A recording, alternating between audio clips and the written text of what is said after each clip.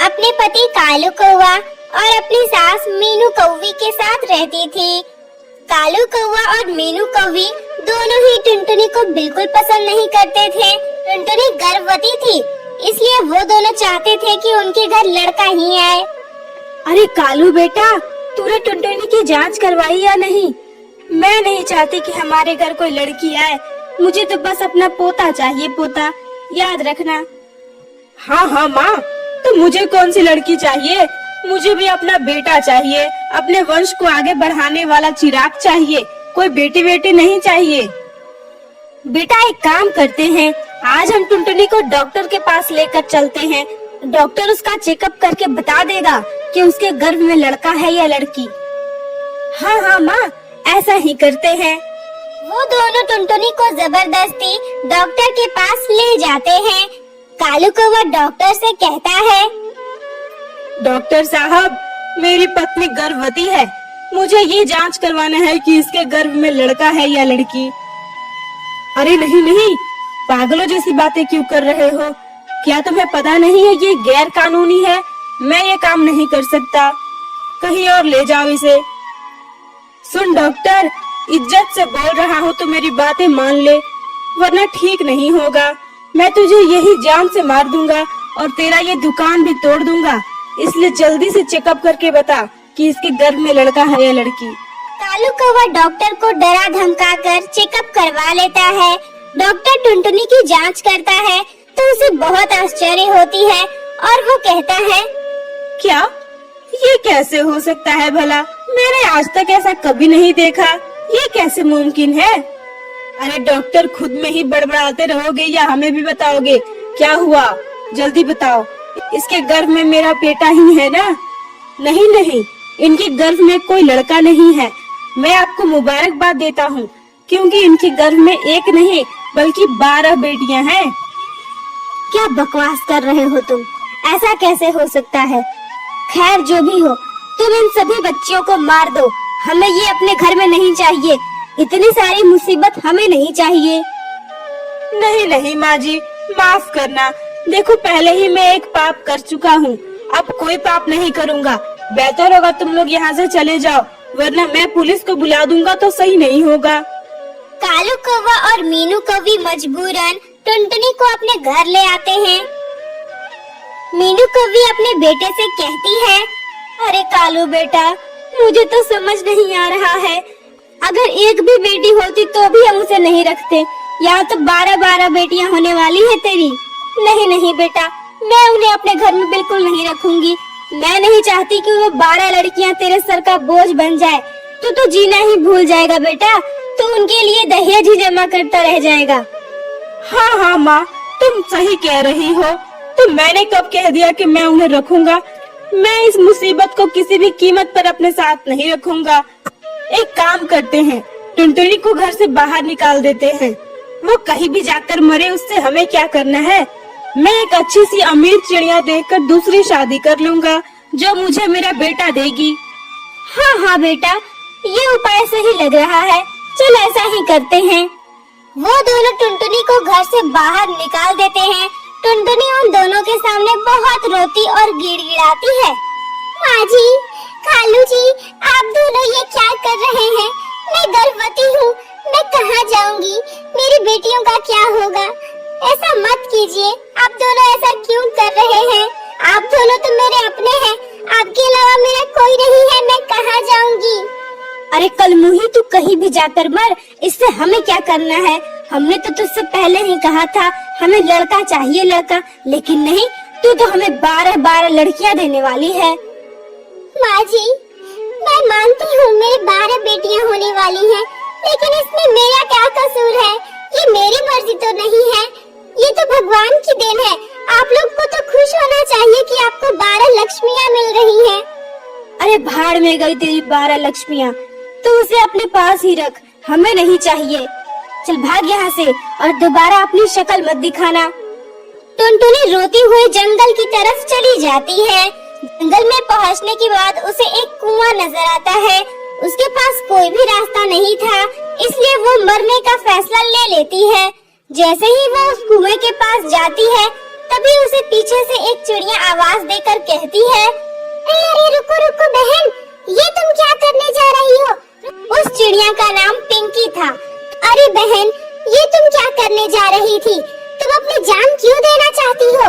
ऐसा क्या हो गया तुम्हारे साथ? मुझे बताओ, मैं तुम्हारी मदद करूंगी।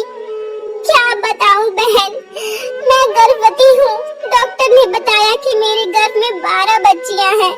मेरे पति और मेरी सास ने मुझे घर से निकाल दिया। उनके अलावा मेरा कोई है ही नहीं। मैं कहाँ जाऊँ? मैं इन 12 बच्चियों को कैसे पालूंगी? मेरे पास कोई रास्ता नहीं है, न रहने के लिए जगह है, न खाने को खाना है। मुझे एक यही रास्ता नजर आया। ये तुम क्या कह रही हो बहन? अपने बारे में नहीं तो कम से कम अपनी होने वाली बच्चियों के बारे में तो सोचो। उन्हें इस दुनिया में आने से पहले ही खत्म कर दोगी? नहीं नहीं बहन, ऐसा मत कहो। मैं ऐसा नहीं करना चाहती। भला कोई भी माँ अपने बच्चे को कैसे मारना चाहेगी? लेकिन मैं क्या करूं? मेरे पास और कोई रास्ता भी तो नहीं है। इन 12 बच्चियों को मैं इस दुनिया में लाकर उन्हें एक जिल्लत की जिंदगी नहीं देना चाहती। देखो बहन, मेरा भी इस दुनिया में कोई नहीं है। मैं अकेले ही रहती हूँ। मेरा घर कुछ खास बड़ा तो नहीं है और न ही मेरे पास कुछ पैसे हैं। मैं तो किसी के घर में काम करके अपना गुजारा चलाती हूँ। मैं तुम्हें ये तो नहीं कहूँगी कि मैं तुम्हें खाना खिला सकती हूँ, लेकिन हाँ, मैं तुम्हें रहने के लिए जगह जरूर दे सकती हूँ। और तुम चाहो तो मैं किसी के घर तुम्हें काम पर लगवा दूंगी। चलो मेरे साथ ही रहना। पिंकी चिड़िया टुनटुनी को अपने साथ अपने घर ले जाती है और कहती है, बस बहन, जो है सब यही है। माफ करना, मेरे पास बस यही टूटा फूटा घर है, इसी में मैं रहती हूँ। नहीं नहीं बहन, ऐसा क्यों कह रही हो? तुमने तो मुझे रहने के लिए जगह दी है। तुम तो मेरे लिए भगवान के समान हो। और रही बात इस घर की, तो ये घर तो बिल्कुल महल की तरह है। मेरे लिए ये महल ही है बहन। मैं तुम्हारा ये एहसान कभी नहीं भूलूंगी। बहन, मैं सोच रही थी कि तुम घर पर ही रहो। तुम अभी गर्भवती हो, तो तुम्हारे लिए काम करना सही नहीं होगा। मैं जितना भी कमाऊंगी उसमें से हम दोनों खा लेंगे। नहीं नहीं बहन, तुमने मुझे रहने को जगह दी है। अब मैं तुम पर और बोझ नहीं बन सकती।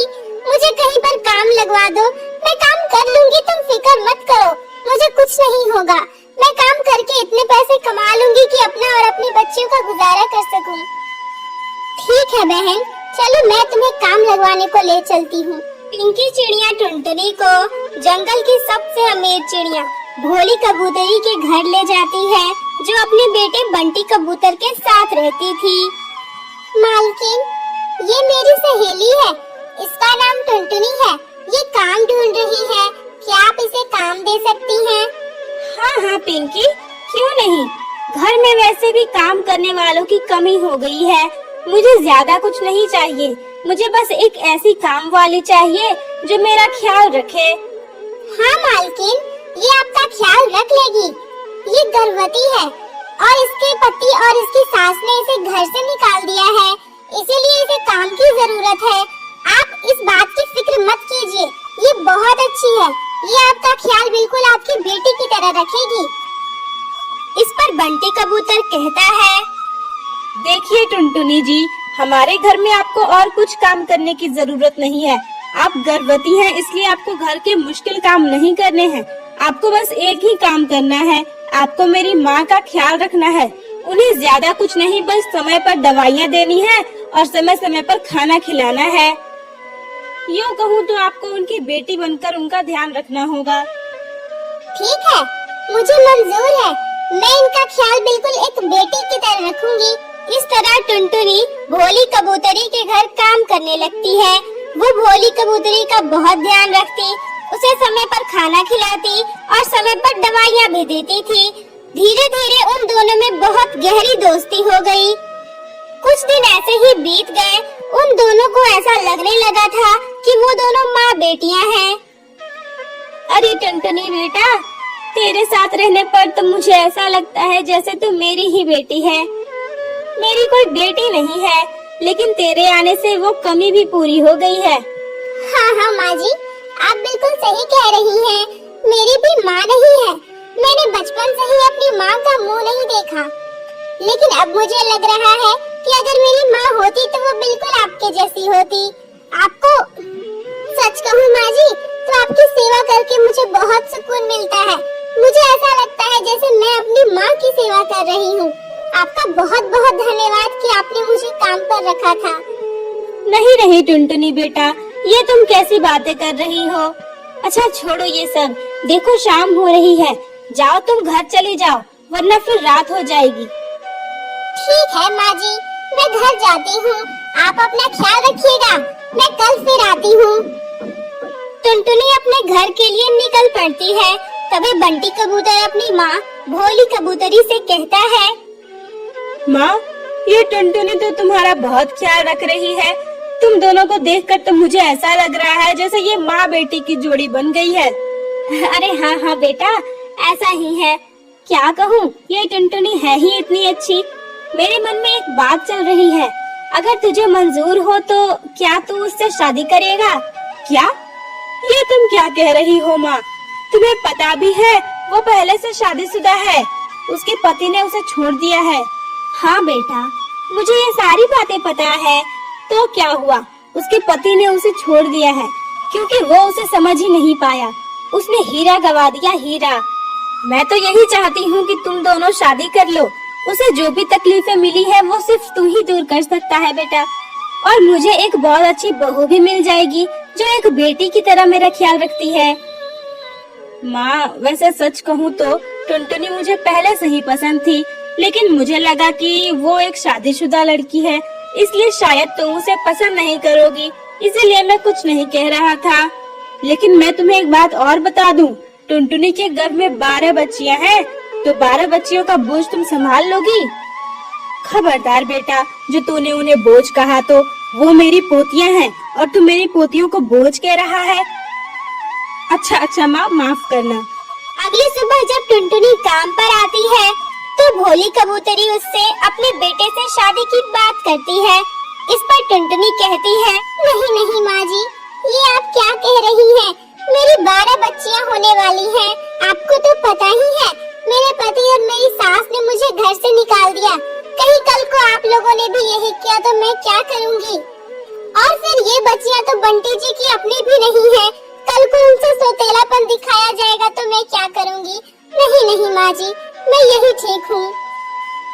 इस पर बंटी कबूतर कहता है, नहीं नहीं टुनटुनी, तुम्हारे साथ ऐसा कुछ भी नहीं होगा। वो लोग बहुत दुष्ट थे जो तुम्हारे साथ ऐसा कर गए, लेकिन हम ऐसा नहीं करेंगे। मैं उन बच्चियों को अपनी बच्चियों की तरह पालूंगा। मैं कभी सोचूंगा ही नहीं कि वो किसी और की बच्चियां हैं। मैं तुमसे वादा करता हूँ, मैं तुम्हें और हमारी होने वाली बच्चियों को हमेशा खुश रखूंगा। भोली कबूतरी और बंटी कबूतर के बार बार कहने पर टुनटुनी मान जाती है। फिर उन दोनों की शादी हो जाती है और खुशी खुशी वो सभी रहने लगते हैं।